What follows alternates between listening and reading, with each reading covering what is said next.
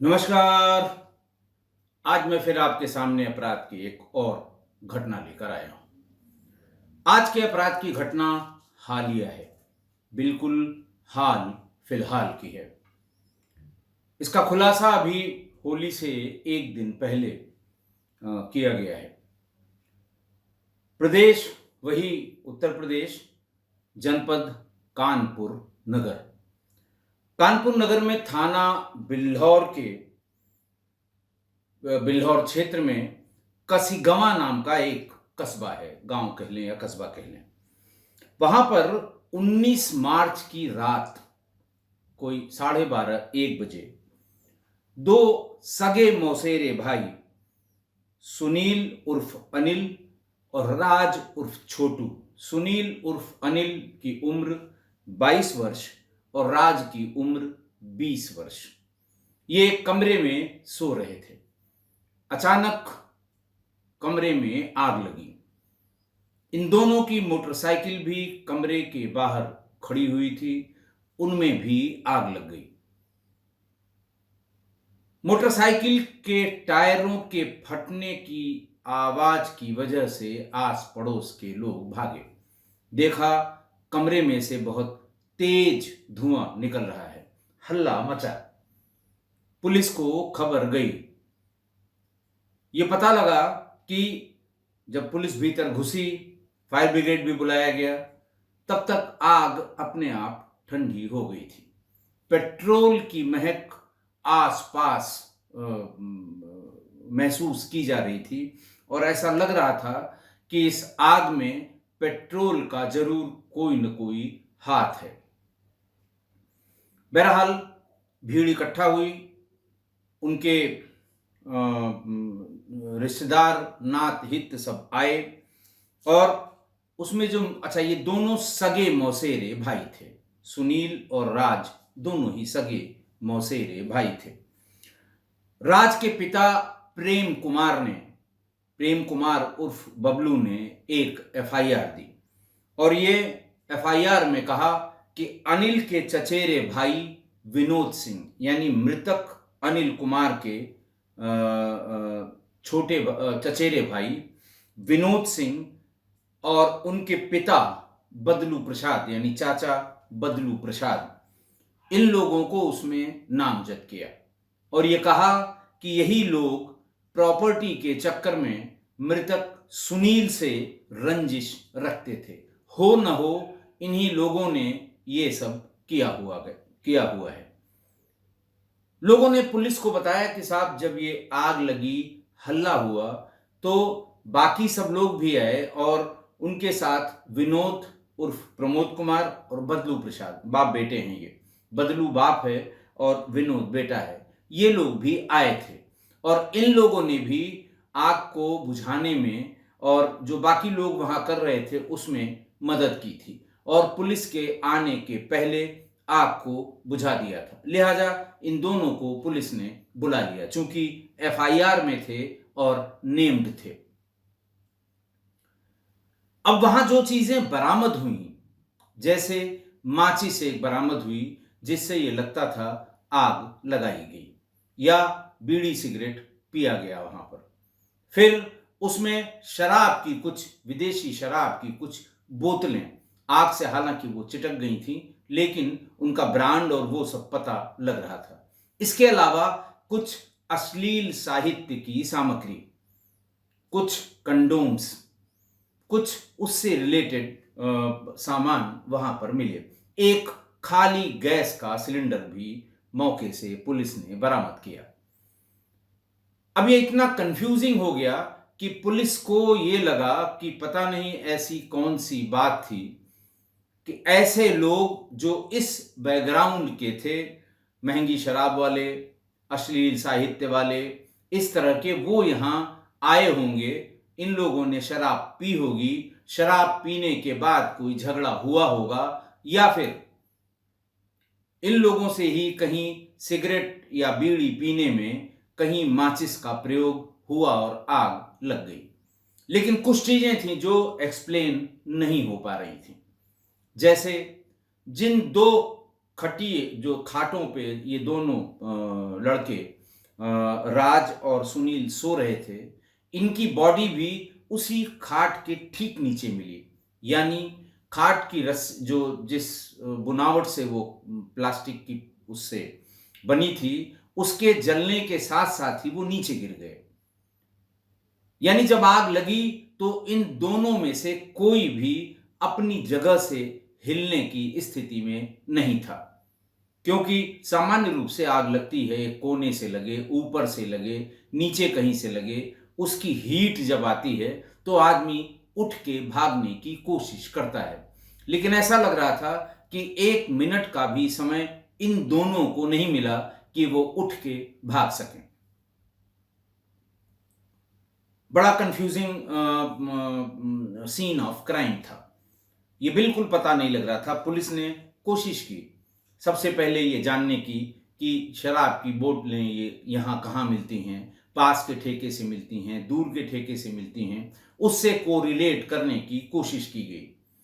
अश्लील साहित्य जो मिला था वो जहां जहां पुलिस को पता था कि कहाँ उपलब्ध है, वहां से जाकर बातचीत करने की कोशिश की गई। गैस सिलेंडर गोविंदनगर में भराया गया ये तो पता लग गया, लेकिन किसने भराया ये पता लगना मुश्किल हो रहा था। जितनी पेट्रोल का इस्तेमाल किया गया वो भी 15-20 लीटर पेट्रोल जरूर वहां पर इस्तेमाल किया गया होगा, लेकिन किस चीज में इस पेट्रोल को रखा गया ये पता लगाना मुश्किल हो रहा था, बहुत मुश्किल हो रहा था कि आखिरकार ये हुआ कैसे। 4 दिन हो गए और कुछ भी पुलिस कहीं आगे नहीं बढ़ रही थी। बार बार उन्हीं दोनों लोगों को जो नामजद थे एफआईआर में, उन्हीं को बुलाकर पूछताछ की जाती रही, लेकिन वो भी धीरे धीरे अपनी उसी बात को बार बार रिपीट कर रहे थे। राज के पिता ने जो शक जताए उस समय इन्वेस्टिगेशन के समय में, वो ये कहा कि राज घर से करीब 11 बजे अपनी मौसी के घर सोने के लिए निकला था। 1 घंटे के भीतर ही आग लगने और उसके मौत होने की सूचना आ गई। इतनी जल्दी दोनों गहरी नींद में कैसे सो सकते हैं? आग लगने के बाद कोई शोर शराबा नहीं हुआ। दोनों के शव घर के भीतर पड़े मिले। राज के पिता ने एक शंका और जाहिर की कि क्या साजिश के तहत राज को भी फोन करके बुलवाया गया था। रंजिश में हत्या लगने का आरोप तो एफआईआर में ही लिखा गया है। घर में ज्वलनशील पदार्थ डालकर आग लगाई गई। इसी के चलते चंद मिनटों में ही पूरा घर धू धू करके जलने लगा। खुद आग लगती तो थोड़ा समय लगता, इतनी तेजी से पूरे घर में एक साथ चंद मिनटों में आग नहीं लग सकती। तीसरी सबसे बड़ी बात, मृतक सुनील की शादी 24 अप्रैल को होनी थी और इस शादी की तैयारियां घर में जोरों शोरों से चल रही थी। वहां उस कमरे में या उस घर में सोने का कारण यह भी था कि उसने अपने नए बाथरूम का स्लैब डलवाया था। स्लैब डालने पर आप जानते हैं थोड़ी देखभाल की ज्यादा आवश्यकता होती है, तो उसने अपनी मौसी के लड़के राज को कहा कि हम लोग यहीं सोएंगे, क्योंकि स्लैब पड़ी है या पड़ने वाली है, और इसीलिए दोनों वहां पर 2 अलग अलग खाट में पंखा चलाकर सो गए। सोने से पहले दोनों ने शराब भी पी थी और उसके बाद खाना भी खाया था। पुलिस को भी बात समझ में आ रही थी कि ये अपने आप से लगने वाली आग तो नहीं लगती है। पुलिस को भटकाने की इतनी कोशिश की गई कि पुलिस भी रह रह के ये सोच रही थी कि ये एक्सीडेंट कैसे हो सकता है। जो तथ्य हत्या की ओर इशारा कर रहे थे वो ये थे कि जांच के दौरान हर हाल में बड़ी मात्रा में ज्वलनशील पदार्थ वहां पर पाया गया, जिसके वहां पर होने के कोई पर्याप्त कारण नहीं मिले। इसलिए संदेह लग रहा था कि आग लगी नहीं, लगाई गई है। दूसरी बात, दोनों का शव चारपाई के ठीक नीचे मिला, जबकि आग लगने वाला आदमी भागता है, चीखता चिल्लाता है, पर इस पूरे घटनाक्रम में कोई शोर शराबा, कोई चीख पुकार, ऐसा कुछ भी नहीं हुआ। ऐसा लगा कि 10-15 सेकंड के भीतर ही सारी घटना हो गई। तीसरा हत्या का इसलिए और कारण बनता है पुलिस के हिसाब से कि मृतक अनिल अपने माता पिता की मौत के बाद करोड़ों की संपत्ति का इकलौता वारिस था। शादी के ठीक 1 महीने पहले मौत होने का यह अंदेशा है कि शादी होगी और वारिस भी पैदा हो जाएंगे, तब ज्यादा दिक्कत होगी। शादी के पहले ही इसका काम तमाम कर दिया जाए। और इस बात से अनिल भी वाकिफ था, क्योंकि वो अनिल सौतेले पिता के साथ रहता था। माँ उसको अपने साथ ले गई थी, वहीं पला बढ़ा था। और इस बीच में उसकी सारी प्रॉपर्टी, वो खेत बाड़ी, व्यवसाय, ये सब उसके चाचा बदलू और उनका लड़का, ये दोनों ही देखते थे। और फिर वहां से ये वापस किन्हीं कारणों से अपने घर आ गया।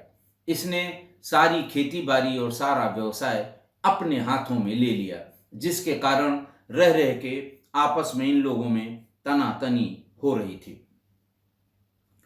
और परिवार के लोगों से भी उसे सुनील को, या अनिल, जो सुनील उर्फ अनिल को बार बार धमकी भी मिल रही थी कि जैसे तुम अपने सौतेले बाप के पास पहले रह रहे थे वहीं चले जाओ, यहां आओगे तुम्हारा, या यहां रहोगे तुम्हारा नुकसान होगा। तीसरी या चौथी सबसे बड़ी बात कि दोनों रजाई ओढ़कर सो रहे थे, जबकि इतनी ठंड नहीं थी उस समय, यानी 19 मार्च को, कि रजाई ओढ़कर कोई भी व्यक्ति सोए।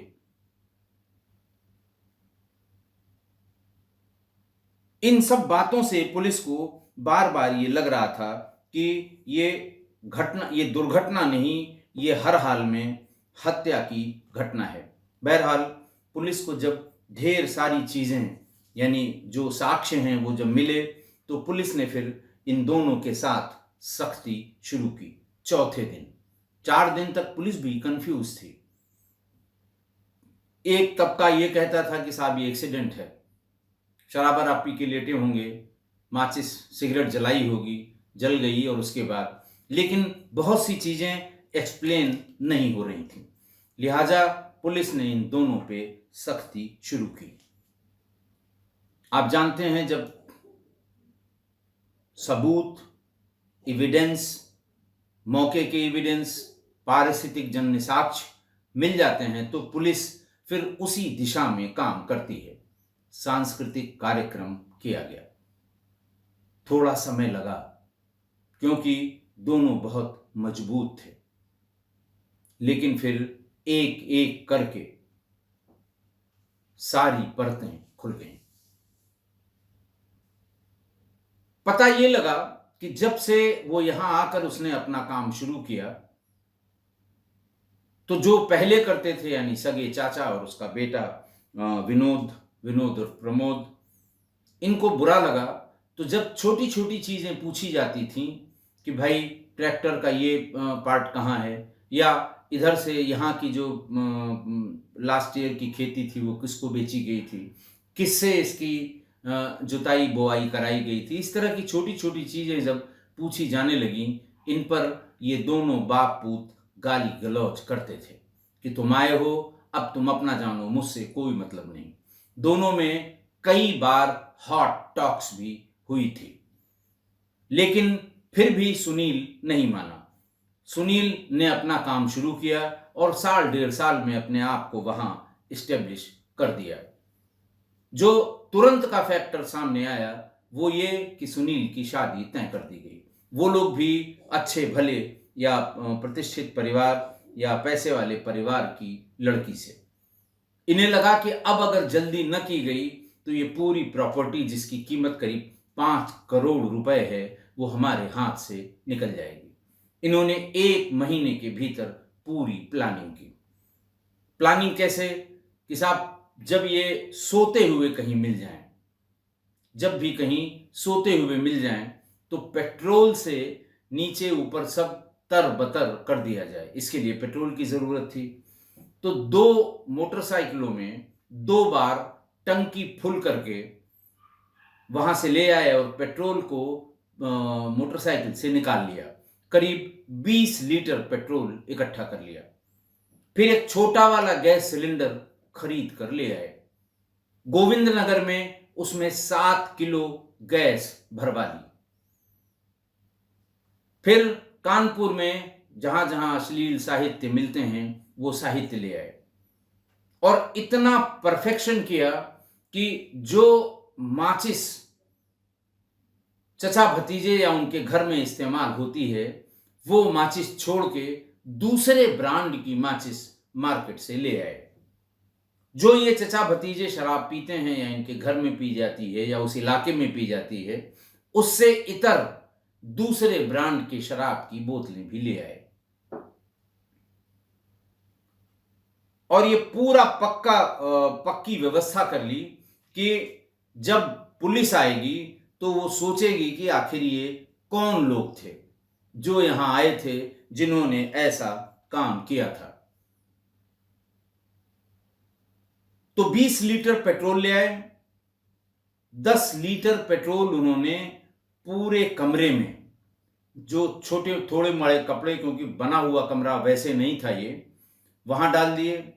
रजाई जो वहां रखी हुई थी उस रजाई को पेट्रोल से भिगो दिया 10 लीटर में, और बाकी के 10 लीटर में 1-1 लीटर पॉलीथीन के बैग में पैक कर लिया। फिर 7 लीटर का वो गैस सिलेंडर खोलकर उस कमरे के भीतर रख दिया। फिर उस माचिस से उसे जलाकर उस पर फेंक दिया गया। जब ऐसा लगा कि वो अब हो सकता है नींद खुल रही हो, तो 1-1 लीटर के पेट्रोल जो पॉलीथीन के पैकेट में बंद कर रखे थे वो उसी के ऊपर, उन दोनों के ऊपर फेंकते रहे। और यही वजह है कि इतनी तेज आग पेट्रोल की हुई, इतनी तेज कि किसी को, दोनों में से किसी को हिलने का मौका नहीं मिला। उसके बाद जो 2 पेट्रोल की पॉलीथीन उनके पास बची, उसे बाहर खड़ी दोनों की मोटरसाइकिलों में छिड़क कर उसमें आग लगा दी। आग लगाने के बाद वो घर चले गए। पुलिस ने जहां जहां से ये सामान खरीदे गए सब वेरीफाई कर लिए। सब जगह से, आसपास के सीसीटीवी फुटेज से भी ये क्लियर हो गया कि इन्होंने सामान कहां कहां से इकट्ठा किए थे। जिस तारीख को टंकी फुल कराना मोटरसाइकिल का बताया गया है, वहां से भी ये तय हो गया कि 2 बार में, एक ही दिन में 2 बार में टंकी फुल कराकर उसका तेल निकाल कर इकट्ठा किया गया। इवन दिया सलाई अलग ब्रांड की कहां से, चूंकि आसपास तो लगभग एक ही ब्रांड की दिया सलाई मिलती है जो सामान्य रूप से बिकती है या सामान्य लोग इस्तेमाल करते हैं। यह अलग ब्रांड की जहां से ली गई, उसने भी तायीद की कि हाँ फला आए थे हमारे यहाँ विनोद, जो ये 4-5 माचिस की डिब्बियां मुझसे ले गए थे। बहरहाल डीसीपी साउथ रविंद्र कुमार, इन्होंने 24 मार्च को सारे सबूतों के साथ और गिरफ्तार दोनों अभियुक्तों के साथ एक बड़ी प्रेस कॉन्फ्रेंस की, और फिर उसमें यह खुलासा हुआ कि लालच, जलन और प्रॉपर्टी पर कब्जा, इसने सारे रिश्ते, सारे नाते तोड़ दिए और अपने सगे ताऊ के बेटे और उसकी मौसी के बेटे को जलाकर राख कर दिया।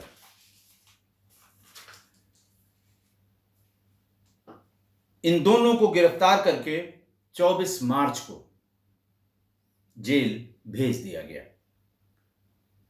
आज की घटना देखिए, मैं हमेशा हत्या जैसे अपराध के बारे में बताता हूं कि हम जिस स्कूल ऑफ थॉट, क्राइम के या पुलिसिंग के जिस स्कूल ऑफ थॉट के हैं, वहाँ हमारे गुरुजनों ने यही बताया था कि पहले हत्या का कारण पता करिए, और हत्या के 3 ही कारण मुख्य होते हैं। अब तो और ढेर सारे कारण हो गए हैं साइबर क्राइम की वजह से, लेकिन 3 मुख्य कारण होते हैं, जड़ जोरू और ज़मीन, जो हमारे पुराने और सुधी श्रोता हैं वो जानते हैं। जड़ जोरू ज़मीन यानी पैसा, महिला और प्रॉपर्टी। इन्हीं में इस तरह की जघन्य हत्या होती हैं। देखिए, सबको पता था कि सुनील करोड़ों की प्रॉपर्टी का इकलौता वारिस है, और सबको ये भी पता था कि उसके चाचा और चचेरे भाई सुनील के आने के बाद सारी प्रॉपर्टी से उनका हक या जो काम कर रहे थे वो खत्म हो गया, और सुनील ने अपना काम शुरू कर दिया। और सुनील भी रोज रोज की चिक चिक से ये जानता था कि मेरी जान को ये खतरा कर सकते हैं, क्योंकि अभी तक ये 5 करोड़ की इस संपत्ति का पूरा मौज ले रहे थे और अचानक उनके हाथ से सब कुछ निकल गया। इसलिए सुनील भी कभी अकेले कहीं नहीं जाता था, किसी के बुलाने पर नहीं जाता था कहीं। जब भी कोई न कोई साथ रहता था, जैसे उस दिन उसकी सगी मौसा का लड़का उसके साथ था।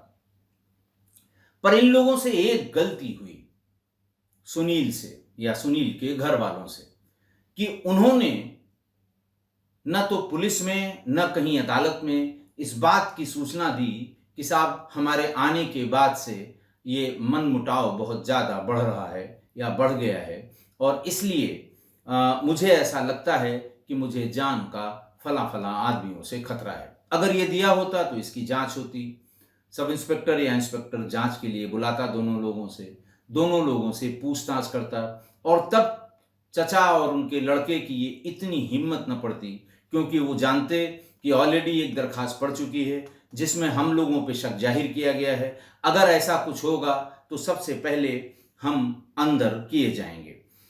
इसीलिए इन लोगों की सीधे मारने की हिम्मत नहीं हुई। मारना था, कहीं से निकल रहा होता वो गोली मार देते, हत्या हो जाती। काम तो उनको यही करना था कि इसे मार देंगे तो प्रॉपर्टी फिर से हमारे हाथ आ सकती है, वरना तो हमारे हाथ में बिल्कुल इस प्रॉपर्टी का कुछ भी नहीं मिलेगा मुझे। लेकिन सीधे मारने पर वो ये जानते थे कि कोई तीसरा भी मारेगा तो हम पे ही इल्जाम इसका आएगा, और इसीलिए ऐसी साजिश की, महीनों साजिश की कि ये मर भी जाए और हमारे खिलाफ कोई एविडेंस न मिले। देखिए, एविडेंस न मिले उसका, अब ये दोनों बहुत पढ़े लिखे नहीं हैं, लेकिन क्या परफेक्शन से एग्जीक्यूट किया था इस मर्डर को, कि मारने में जो भी सामान इस्तेमाल हुआ उनमें से कुछ भी उनके घर का नहीं था या घर का इस्तेमाली नहीं था। इवन माचिस भी दूसरे ब्रांड की बाजार से ली गई, सिलेंडर बाजार से लिया गया, सिलेंडर की रिफिलिंग बाजार से कराई गई, अश्लील सामग्री बाजार से ली गई, शराब की दूसरी ब्रांड की बोतल भी बाजार से ली गई, ताकि कोई देख कर ये न कह सके कि ये जो है चचा और उनके बेटे यही शराब वो लोग भी इस्तेमाल करते हैं, इसलिए हो सकता है वही यहाँ पर रात में आए हों। और यही वजह है कि पुलिस 5 दिन उलझी रही। पुलिस भी कभी इधर कभी उधर, कभी 2 कदम आगे 1 कदम पीछे, कि ऐसा तो नहीं है कि ये दुर्घटना हो। सारी संभावनाओं पर विचार करने के बाद फिर इन लोगों से वही हुआ कि पुलिस का सांस्कृतिक कार्यक्रम जब हुआ तभी असली बात पता लगी, वरना पुलिस भी दुविधा में थी। और फिर एक बार जब खुलासा हुआ तो सारी कड़ियां जुड़ गईं। इसलिए बड़ी प्रॉपर्टी के इकलौते वारिस को ज्यादा संभल कर रहना चाहिए। खैर, संभल कर ये भी रह रहा था, किसी न किसी को साथ रख रहा था, लेकिन फिर भी मारा गया। जो सबसे अच्छा कारण जो लीगल बताया गया है कि जब आप इकलौते हों और आप पर संकट हो कि आपको रास्ते से हटा के किसी तीसरे को सारा फायदा मिल सकता है, तो आप अपनी वसीयत पहले ही कर दीजिए। और जब वसीयत करिए तो उसका जोर शोर से हल्ला करिए कि मैंने अपनी वसीयत करा ली है, हमारे फलाने वकील साहब हैं, वसीयत जो है अदालत में जमा कर दी है, और फलाना है ढकाना है, ताकि कोई और इस प्रॉपर्टी को हथियाने में इतना दिमाग न लगा सके जैसा बाप पूत ने इस प्रॉपर्टी को हथियाने के लिए इतना दिमाग लगाया। आशा है आप मेरी इस बात से सहमत होंगे। आज के लिए इतना ही। बहुत बहुत धन्यवाद।